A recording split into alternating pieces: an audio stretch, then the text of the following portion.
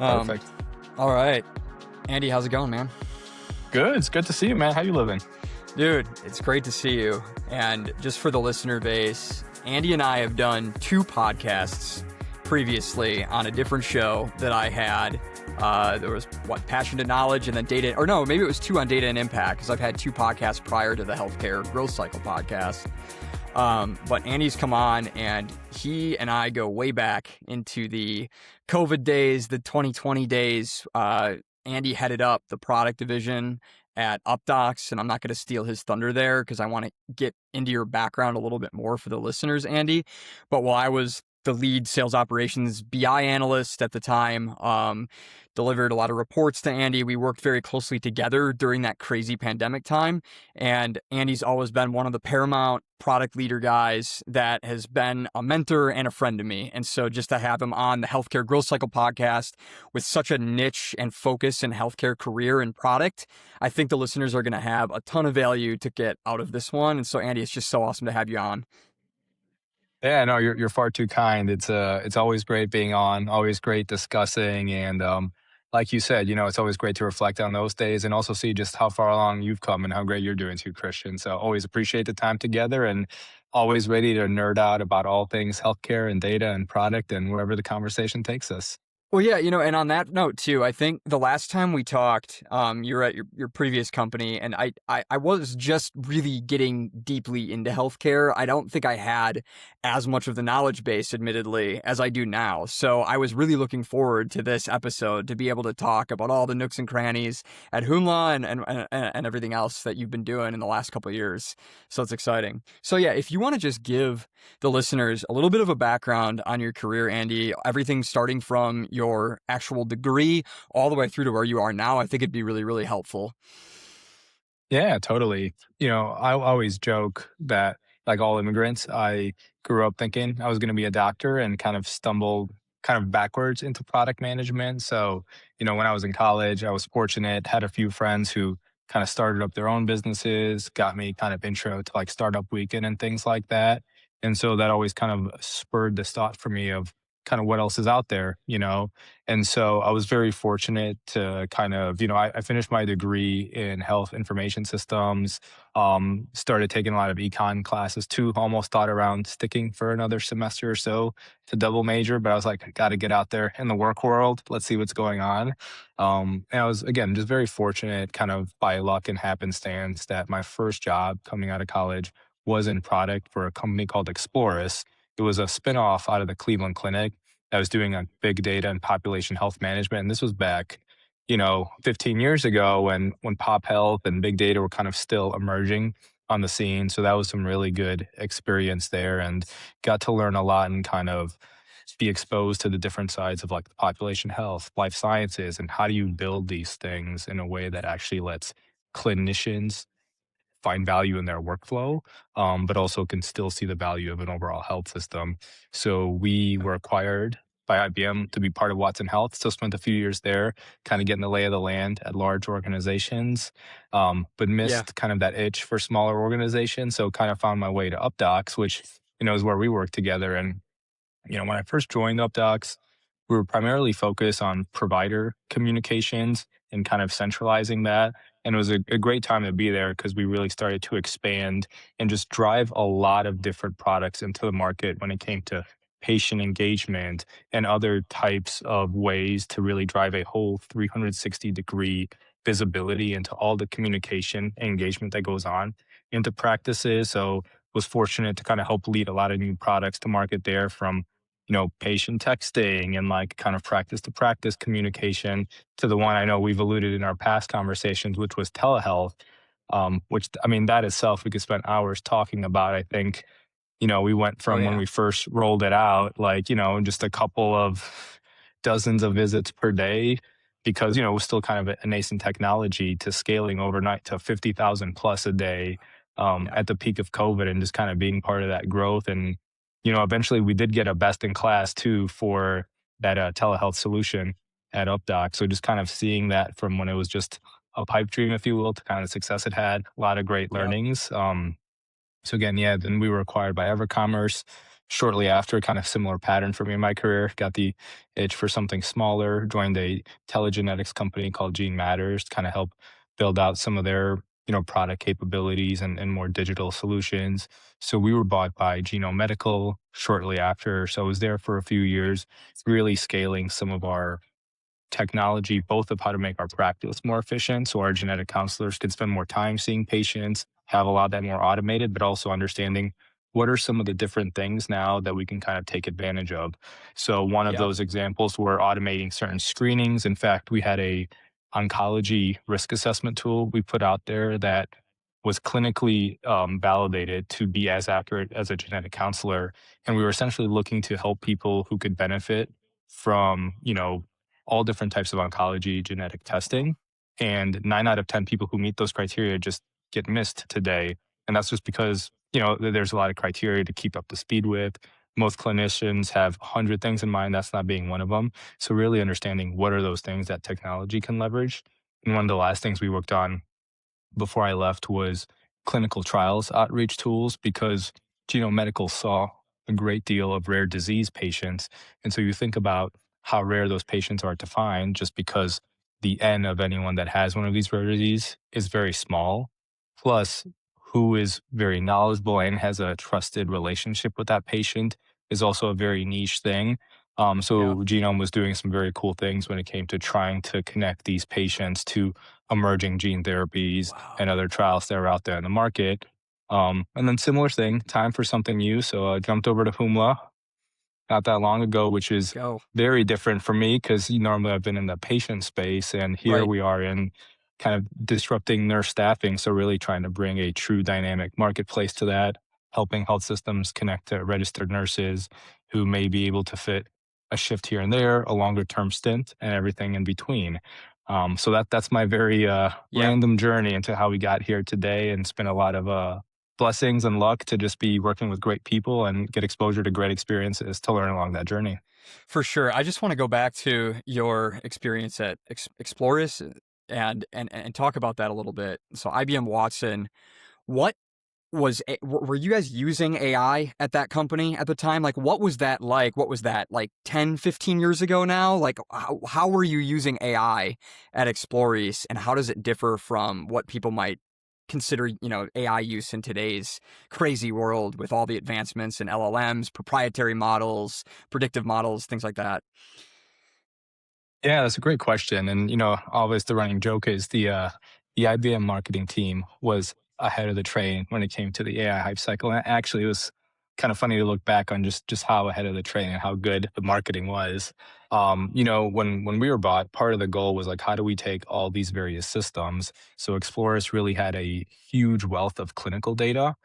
We had some claims data, but then they also brought Truven later on and a few other companies to Okay. do it together. Um, a lot of the AI stuff that was done, it kind of varied by department to department. We did have some of our, we called them engines and analytics team that were doing a lot of various different types of kind of machine learning models on, we were using kind of Hadoop distributed clusters at the time. And that was more of what I'd call like the research side of things. So trying to understand what were certain patterns, what were certain correlations that would see. And that team actually published dozens upon dozens of papers Wow. on that model. So I don't know if maybe any of that at the time made it to more consumer facing solutions, but there was a lot of that machine learning going on for kind of research purposes to Okay. try and understand how can we try to correlate some of these trends and some of these data. Because it was, those early stages, and you can imagine so much work went into the data cleanliness and the preparedness. Because Yep. when you're pulling from so many different systems, even something silly like is someone a smoker or a non-smoker, you'd be surprised at the 100 different ways that could show itself up in different EHRs. And even trying to kind of cleanly standardize a variable Yeah. like that, it took a lot of time. So now when you amplify that across even more complex situations, like all the different permutations of diabetes, and like the subsets of information that go with it, that itself took a lot of time. So that team, upon kind of really cleansing that data, Yeah. standardizing it, they were running a lot of different kind of experiments and kind of standardized sets of machine learning models to then figure out what are the research side of things, to then figure out, okay, stuff that gets predictable enough that we trust in kind of these engines. to pump it out, what can then start to make its way forward to Yeah. the clinician facing side. And there were some things, I mean, I probably grossly oversimplifying, but there were even some basic things to meet like HEDIS metrics or other pop health metrics that they were running those things. To me, it's like rules based logic, whether it's AI or not. That's a deeper comparison of how you calculate it. But they were doing even more advanced stuff like that. That was probably more on the research side. Wow. Yeah. I think something else that now a lot of data engineers and data practitioners take for granted is data integration. And it's becoming so much easier to integrate, whether a tool has an API to integrate with, or you're just using your next coding tool to just build the integrations for you. I know that's really been a game changer for me, but back then, 10, 15 years ago, the amount of not only accounting for data quality once you actually have the data, but getting the data and moving it to begin with was a whole different beast that Totally. I know nothing about. I've never managed like a Hive Hadoop cluster. I have no idea what that must have been like, but the amount of work and technical expertise to do that at the time was absolutely insane. And I just want to call that Yeah. out. Yeah. No, you're absolutely right. I mean, it's funny because like at the time, like APIs have been around for a while, but in terms of how they were commonly used was very much so. There Yeah. were a lot of connections where it was just like a VPN connection on an on-premise server that was like running a nightly like select star from certain tables. There were other ones of just getting flat files. Some were APIs, and so like Manual. what we call those, yeah, those data acquisition teams. I mean, and that was to your point about kind of using those clusters, which was nice because you could really start to do that ELT process instead of ETL, which is like Sure. extracted, loaded in there. Because then if something went wrong with a transformation or if something failed in a nightly run, it's a lot easier to just drop that and repull than kind of run those transformations again. And that was, Oh, I think, yeah. another learning of like how do you start to in any type of pipeline, easier said than done, right? As you know, better than anyone, but how do you start to default to just-in-time models to, if you can defer a decision, defer it as much as possible, and how do you reduce the cost of a mistake? And I think that was a big learning there, that anytime you're building large enterprise system-wise models like this that are dealing with a variety of disparate systems, like one bottleneck, one mistake can really screw a lot of downstream steps. So how can you architect the system itself? And what are those data design principles that you can Oh, leverage yeah. to really reduce all that rework? Now it happens, nothing's ever unavoidable, but even reducing a few times a year can be very beneficial. And now this is a good note for executives that are always stereotypically asking for real-time data. We need real-time insights. Well, do you? And I always try to push back. I still think that I think real time as AI continues to proliferate, it's going to become a more and more prevalent thing. But I love where your head's at from an architecture standpoint to just in time. Run it only as many times as you actually absolutely need it and just make that assessment and be pragmatic about it. And I love that, Andy. Thanks for calling that out. Yeah, totally. It's one of those things that once you learn that lesson the hard way, you'll never forget it. For sure, man. So now let's go on. So a lot of like clinical and like clinical operations side of the house it was a lot of your experience. And now you've kind of pivoted more into the healthcare staffing model. What inspired that change? Yeah, it's a great question. I think with anything in life, I think a little bit of luck, a little bit of timing, and just sometimes when you know it's time for something new. It's funny. I joke one of the things, you still deal with PII, but not dealing with PHI in this case now. You do kind of remember, oh yeah, there's just so much regulation and rightfully so, and compliance around it. But it does give you a little bit more freedom in sometimes some of the things you can build both on like the consumer facing side, but also just kind of what you can do with some of the data. But I think it was really just, it seemed like an interesting opportunity. Kind of the time worked out in a very fortuitous way, and was just kind of ready to try something new and just kind of, build a muscle that hadn't really had a chance to build before in a space that Yeah. I really knew nothing about. Yeah. So let's get into that a little bit. I'd like to learn a little bit more about the model, and I don't know what you can or can't share about it, but I would, whatever, at your discretion. I'm leaving that to you. But I was doing a little bit of reading, and I know like it's the competitive advantage from what I gathered is that it's actually like W-2 nurses that are hired through Humla or like with Humla, and then they're going and getting staffed at different hospital systems. Um, I'd like to kind of like how to like the founder, like the backstory of that, like what was kind of the gap that they saw that they were like, this could be a huge opportunity here in healthcare. Yeah, absolutely.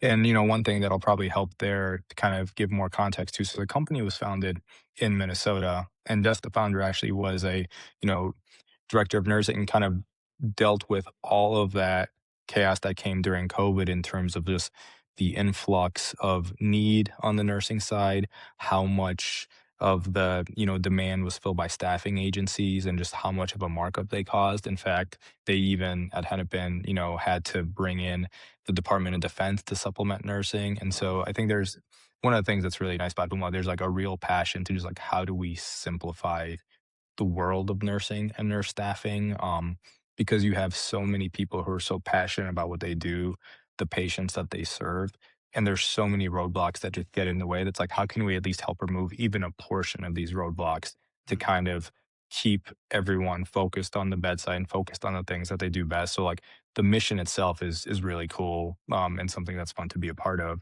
And then, as part of that, is, kind of going back to the unit economics, when you have so many other changes that have gone on in the last decade. You think about gig work, right? Obviously, there was like Uber, but then things like Uber Eats. There's, all the different ways in which you can get housing now from like Airbnb or VRBO or furnished findings. There's kind of this entire marketplace and model. Dating apps are another one, like where the marketplace has kind of gone away from middlemen and brokers doing it to providing the supply and the demand side access to each other in real time. And the thinking was, well, nursing deserves this too. Like how can we start to create a model then that connects health systems who need nurses directly with nurses who are trying to fill shifts? And how can we automate and kind of provide more visibility, break down some of those technical barriers to doing that? And the W-2 question is interesting too. So in the state of Minnesota, where we started, to have a supplemental nurse staffing license as an SNSA, you essentially need to have W-2 employees. So as a result, to basically be a marketplace product like this, you need to bring on these W-2 employees. So that's kind of how it started, and kind of through, again, a lot of luck, it's kind of scaled throughout nationwide like that. And one of the benefits with it is when nurses join the Humla network, they become employees of Humla, but they still get the freedom to choose and pick and work where they want. Wow. But they also have some of that more predictable, when you think about tax season comes, if you're a 1099 and it's your first time doing it, you might get hit with a surprise tax bill. Oh, yeah. Guess what? With a W-2, it's more predictable. Also, with a W-2, you're also eligible for overtime too, and also you're eligible for benefits. So I think that's been another really unique part of our model, is that bringing that marketplace component with also some of the other aspects that people have been accustomed to under Yeah. traditional W-2 staffing, which is that overtime and the option for benefits if possible. Um, and it's something we're continuing to scale out. I mean, I'll never say never. Who knows if that continues to stay like the permanent model going forward? But it was one of Sure. those things that like to get started in the state that we started and had to be that way. And so far, knock on wood, it's scaled Yeah. well, pretty far. But Wow. even starting to like the little things, we talk about data, but even when it comes to then showing predicted rates or showing expected earnings, that's also made it a little easier on our end because you can factor in some of the taxes, the fees, a little bit more predictability, so a little bit more predictably. So when we show some of those rates from a discoverability standpoint to help ensure, matches in the platform, Yeah. that's also been kind of another unintended benefit of that too. Wow. What has been like the biggest upside for the actual health systems and other medical institutions that you're serving with Humla? Like, what's the upside for them with this model? I'm just curious. Yeah, it's a really good question, and I'll flip it on kind of talking about the problems, right? Sure. So Yep. there's a real need when it comes to just additional staffing. When you think of a lot of health systems out there, they have their full time staff who are filling the majority of their shifts. Sometimes they even have internal float staff who might move and shift to other ways to fill a higher portion. But there's always a shift gap. There's always shifts that need to be filled, and oftentimes it needs to be filled by external staff. And hospitals may not always like flex up on full-time employees because they may have, you know, different census at different times of the year, various patterns. So as you know, there's always kind of a hiring limit that you can do because CFOs want to mitigate spend, and they also are trying to understand like if it's going to cycle up and then cycle down, I don't want to have to like deal with Wow. full-time staff and bringing them down. So that need is there.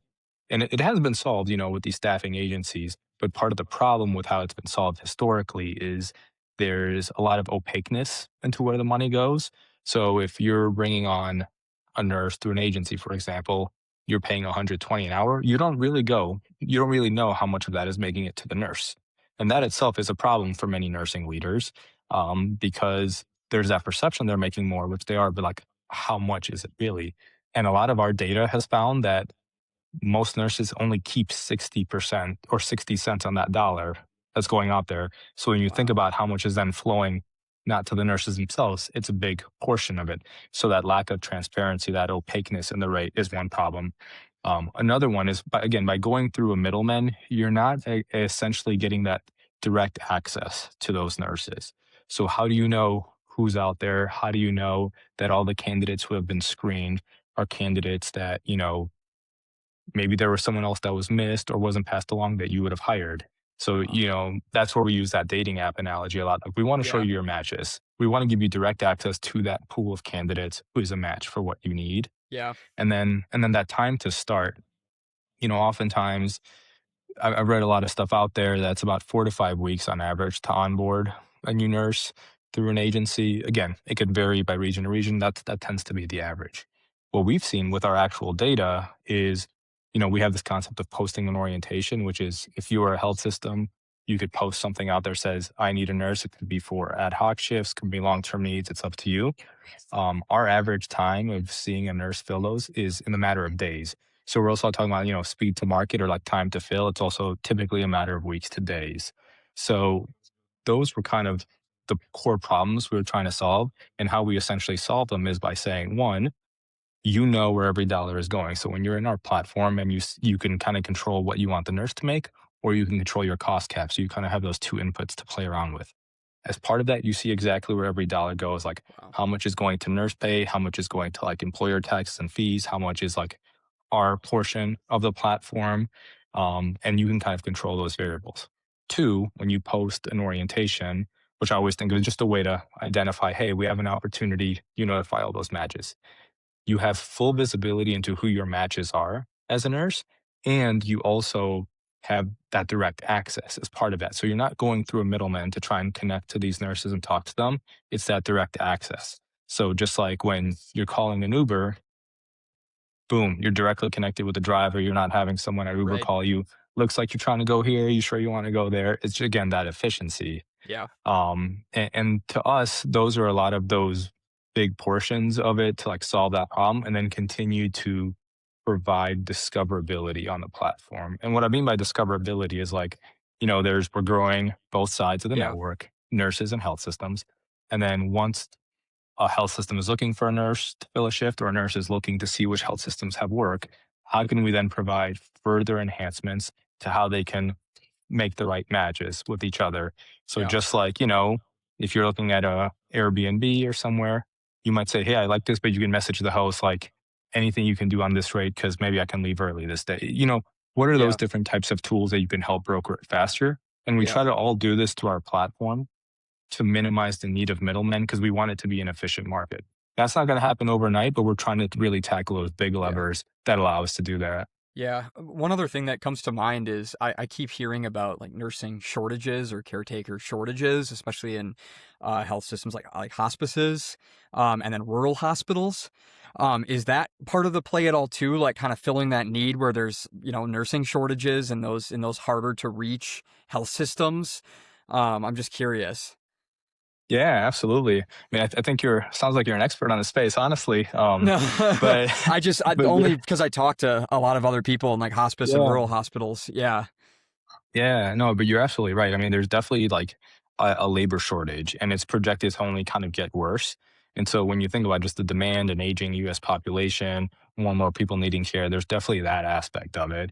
And then in rural facilities, like a lot of our business is in rural care, and we have a Wow. special spot in our heart. I mean, for all hospitals, but especially rural care, just because of how hard it is to get people in there, and really do that. And so that's been one of the areas we've seen the largest amount of growth in, is to really help those hospitals find nurses that they can bring in, and really find nurses to, you know, right now, like I said, because there is kind of this huge shift in towards of it, we're seeing a trend, just like we saw in other parts of labor and industry, where maybe a nurse that was once full time at one facility can make their earnings a different way. They could be full time at one hospital, but pick up shifts on the side somewhere else.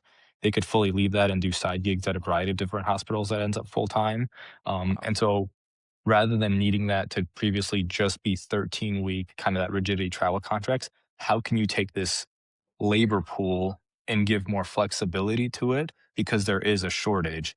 And one of the biggest needs of that flexibility who benefits are these rural systems who may be able to tap into nurses that maybe live an hour away and are working somewhere else but can come do a shift here or Wow. there. We've actually kind of naturally seen this concept of what we call global float pools kind of come into play, which is kind of an informal resource sharing amongst health system with certain nurses because especially in hard to reach rural areas, that is one of the easiest ways to kind of unlock access labor in a way that wasn't super easy to do before. Given, once you think of employment law, you have all the different things to consider about how can we ensure that this person can work here and there, and we help solve part of that equation. Wow. That's fantastic, man. We've been really in the weeds with hospital staffing, healthcare staffing, operations, the clinical side. I'd like to just divert our attention away from that right now and just go into a little bit more about your leadership journey and being a product leader, a chief product officer at a startup right now. What has that been like? Are there any pieces of advice that you would give to aspiring healthcare product management leaders? I think it would be a wealth of knowledge just to kind of get your perspective on what it's been like leading some really critical product teams at a bunch of different companies. Yeah, absolutely. I think the first thing that comes in mind, and luck plays a huge factor in this, is always just try to work with really smart people, especially people who are smarter than you. Because I think so much of the biggest learnings have just come from being around great cross discipline team members who can really help you step up your game. And I do think for anyone that's looking, whether they're looking for a new job or an internal promotion or just what they want to do, I think one of the biggest factors is the people. Obviously, the problem you're solving is a passion, but I find that if you're surrounded with the right people, the right manager, the right coworkers who can help you take your game up, that compounding that over a multi-year span is invaluable. It is one of the best things you can do for your career. So that like first and foremost. Secondarily in product, I think it's one of those things where very few people actually report to you, but you're often accountable for a lot of the outcomes. And I think learning persuasion, learning influence is really critical because you kind of have to take all of this noise and portray it into what can you do to drive the needle forward on certain outcomes that you're trying to achieve, and how can you keep everyone rowing in the same direction and help them understand the why. I always joke it's one of the most kind of it's a sales job in a way because you always have to be selling. I joke with a lot of my friends who are in product, you're always selling. And by that, I mean, why are you doing what you're doing? What are the milestones and progress and success you've had along the way? Because we all have short attention spans, especially in today's day and age. And I think having that skill to be able to always remind people why you're doing the things you're doing or why the certain goal is important is is something that again compounds well over time because keeping that alignment isn't easy. You can't just say, "Oh, we have to do this because it's a goal and X person said so." No one cares. You know what I mean? Or like people are going to Yeah. forget the next day. But when you can kind of take that and tell a vision, tell a story, and help people really understand why that's going to impact the business, what their role is in it, and the progress you've made along the way, it just becomes a lot more powerful to achieve those outcomes. Because at the end of the day, that's a good product is one with the outcomes that you want. Like it's never about who the idea came from. It's did you foster an environment for the right idea to win, for the right outcome to be achieved, and that is probably one of the most important skill sets of the job. Wow. That's really, really insightful. Moving on to AI in healthcare. Are there any interesting ways that you guys are using AI at Humla? What's kind of your take on AI in healthcare regarding, we were just talking about PHI, HIPAA compliance. Are there concerns there? I know there are on my end. So I would just like to just kind of talk as we kind of start to wrap up here at the 30-minute mark. Yeah, absolutely. I personally love it. Huge fan. I think I think part of it is you have to, when I say use it, you have to like really use it and like really get deep into it and see where it breaks. In fact, we've had a kind of few examples that come to mind. I mean, one, um, going back to selling, right? So when you're in a place that is dealing with labor and kind of like staffing, the spend at the end of the year adds up. And you want to be able to help people understand what the ROI was on what they got with spending all that money with you. Because, people see the dollar signs, kind of have to remind them of like what that ROI and the value is. And so one thing we did with the help of, AI tools is Spotify Wrapped, right? Everyone knows it, is familiar with it. So we kind of played off that concept where we pulled all of this data from our different hospitals and what they spend, who the nurses were, how many shifts, et cetera. We then also pulled the data that we asked them when they onboard with us of how much were they spending before for similar nurses, what that rate was.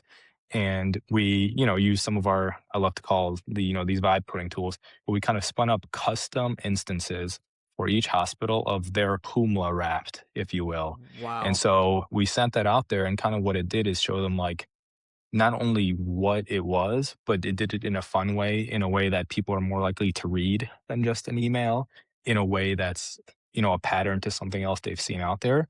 But Yeah. at the end, both kind of at start beginning, kind of the savings hits you in the face of like, to get the same value, here's what you were paying before compared to us. Here's the value you unlocked. And for a lot of the places, it was like another full FTE, if not more. And Yeah. I think that was like very helpful. And again, it's one of those, seems silly enough, but it's a nice creative use of AI to help tell your message, to help tell that story, which is really cool. That's amazing. Un- yeah. And another one is, I mean, we're heavily on the AI pipeline when it comes to like spinning up prototypes and testing. Um, Big fans of Claude Code, like how much of our code is actually generated by AI now has increased tremendously. It's way more than 50%. And again, our goal is to figure out where can we, once we know an idea is validated, once we know to do something, how can we expedite that process with high quality and figure out where the next bottlenecks are? And we're kind of slowly chipping away where the bottleneck went from, we need to kind of distill these prototypes into like rough requirements, to then it became about, a PR review bottleneck. And now it's more about like a go to market product marketing bottleneck. Gosh. Um, but it's just led us to build and create so many more features, but also get feedback in real time with our customers by kind of using AI to spin up and adjust these prototypes to get that real meaningful feedback. And like Absolutely. what we're doing with a extremely small but extremely mighty team is really fun to see. And just again, we have such a great team. I can't emphasize that enough. And then for me, like personally, I, I know SQL, but I'm not like dangerous with SQL. I know enough to get by. I can pull it. I've been loving the use of Claude Code and some of our other tools because as we're building new features, it helps me kind of brainstorm and think through how do we best instrument these? And how do we think about, there's one way to think about it at the application layer. It's another way about how are we going to consume it downstream? Is it going to be in a model that's queryable and performant over time? Yeah. And so being able to bring that up front and kind of have it as a thought partner is great. And then being able to just say, hey, I want to know the answer to this data, or we might need a dashboard to kind of track this thing that we just released for a while. And going in there with my very, very poor man's SQL, but working alongside it to tweak it, to help it and kind of build a report or something that can do it, the access and the ease of data at my fingertips now is so much better than It's life before insane. AI. And it's unlocking so many more insights. And as a result, it helps us kind of create this working model where if we have a question, it's no longer this, well, what could it be? It's like, well, let's go ahead and find out. Like, let's pull it, let's figure it out. And I think that's something else too, where everyone out there, like different people have different access to databases, to queries and stuff, but even being able to understand like what do you want to instrument and how will it appear downstream and how it does it, like that itself is huge. And then once you Yeah. have it instrumented, now being able to say like, I want to know the answer to this question, or why can't I get the answers to this? Where is it missing or what's doing? Like even Yeah. some of those operational things, which is, are not always the sexiest things, but can make or break the day when it comes to certain decisions being able to be made or not, because do you have the data and is it trustworthy, or is everyone just spitballing and it's back to the drawing board? Yeah. And when you have that at scale, it lets you kind of avoid the situations where you're just kind of like, we don't know where the data is. all comes back to data modeling. I was like just thinking about this and having a talk prior to this. Yeah, and on the note too, like I've become more of an architect than anything with the data modeling that I'm doing at my healthcare clients. Like it's literally just making the considerations: what's a fact, what's a dimension. If we have a certain query structure, like can we optimize it? But Claude is already pretty good at optimizing it. It's really more so those business questions and being able to brainstorm with Claude to determine the best way to label different fields and structure the tables. What grain does something sit on? So I'm right there with you, man. Yeah, it's kind of amazing just the leverage that you can get like with a Yeah, lot of these tools because it's really I think changed the model. I mean, for all kinds of companies, but I think especially startups where yeah, the answer isn't always about like if you're scaling and growing now, it isn't necessarily what's the next hire, but like are we using some of these tooling at our disposal to optimize the leverage we get for our overall yeah, spend? Because at the end of the day, right, it's like all things boil down to how much revenue are you getting for your spend, and is there a way to better optimize it?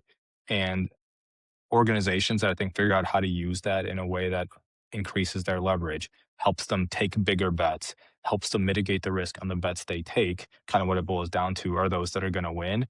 And it's never been a more exciting time to do it. And again, all the models, everything is continuing to get better. They're still going to make their mistakes, but I'm very bullish on it yeah. because even current state now, it's kind of mind blowing what it can be done. I mean, where before, right? 2 years ago to where it is now, it's night and day. Now we have our AI friend doing all sorts of stuff, and Yeah. we're getting like, oh, or it's been 5 minutes. Are you not done yet? Whereas Right. 2 years ago, I would have told you that you're blowing our mind that it's even doing that. You know? Yeah. I mean, I rarely write a SQL query from scratch now. It's jump started by the AI, and then I can just look at the query to know what architectural decisions to make or what engineering decisions to make to optimize and tweak. It's crazy. All right, well, we're definitely about at time, so I would just like to give you the floor, Andy. Where can people find you if they want to reach out to you? Where can they find Humla if there's health systems that are listening to this, health system leaders that would like to get in touch with you? Give you the floor. Yeah, no, appreciate it. Well, as always, thanks for the time. Always just enjoy our discussions. But yeah, people feel free to reach out to me on LinkedIn, and we can include that as part of the post. And then, yeah, Yep. humla.com is where you can find us. We have a whole section for nursing or for health systems where you can learn more, whether to sign up and take advantage of it as a health system or as a nurse, kind of look at the opportunities. But yeah, it's a very exciting time in healthcare, and just really appreciate the time. Always enjoy our chats together, Christian, and Likewise, Andy. continuing to root for you. You're doing a great job out there, and always looking forward to your continued success as well, my man.